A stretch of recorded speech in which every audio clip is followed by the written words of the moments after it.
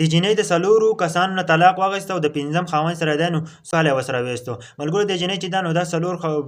څلورو خاوندانو نه چې دی نو د طلاق اخیستی او د پنځم کومه خاوند چې و نو هغه سره یو کال ویستو. نو ټول خلک یې حیران کړه، د کلي خلک چې نو هغه هم ډېر زیات حیران شو چې دا څنګه چل وشو که نه، چې د جینۍ چې ده نو دې مخکې کومه څلور خاوندان دي نو هغه چې 2 میاشتې او 3 میاشتې پس طلاق اخیستو، او چې کله د بل د دې پنځم سره واده وکړو نو ملګرو نو دې چې دی نو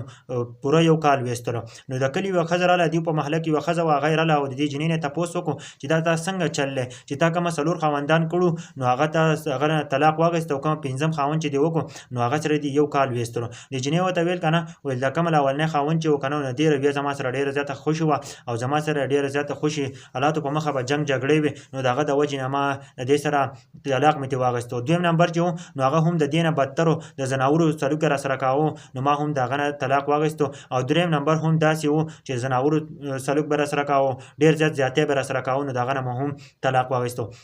او څلورم چې دی نو هغه هم د دیو نه زیاتو نو هغه هم د هغه نه مې طلاق واخیسته. او د پنځم خاوند چې دی کله چې ما دا وکړو نو دې حالات هم داسې وو. او ملګرو د جینۍ وایي چې ما صبر برداشت وکړو، که ما صبر برداشت نه کولی نو ما به یو 10 خاوندان که زه وکړم که نه، او چې زه صبر برداشت نه کوم که نه نو زه به دقسې طلاق اخلم، 10 به شي 20 به شي او داسې به پسې ځي، خو بلکې زما چې دی نو ژوند به نه اوړي. ویل دا که زه صبر برداشت ما نه وی کړی نو دا یو کال هم نه اخیستو. نو موږ له ټول په دې ویډیو کې ډېر غټ عبرت دی که نه، که تاسو چېرته هم ښځې زندګي تېروئ نو په کوم ځای کې زندګي تېروئ نو پکار ده چې صبر ناکام کړئ. که صبر ناکام نه کوئ که نه، د جینۍ دا عبرتناکه واقعه تاسو اورېدلې ده که نه چې څلور خاوندان یې وکړل، د هغه نه طلاق واخیست او پنځم خاوند چې دی نو هغه سره یو کال ویستو. ملګرو دا ټول یو شان ویل ما پنځم خاوند چې ما کله وکړو ما سره یو کال ویستو، ویل ما صرف د دې وجې نه ویستو چې ما صبر برداشت وکړو. نو موږ ټول له پکار ده چې په زندګۍ کې صبر برداشت کوو، که نه زندګي بیا نه تېرېږي. که صبر برداشت تاسو نه کوئ که نه په کور کې یو ټیم نه تېرېږي، بلکې که ښځې نه اکثر چې وي نو صبر برداشت نه کوي، د هغه د وجې نه کورونه ورانې چې 2 ښځې کېږي که نه نو هغه بالکل شر او جګړې.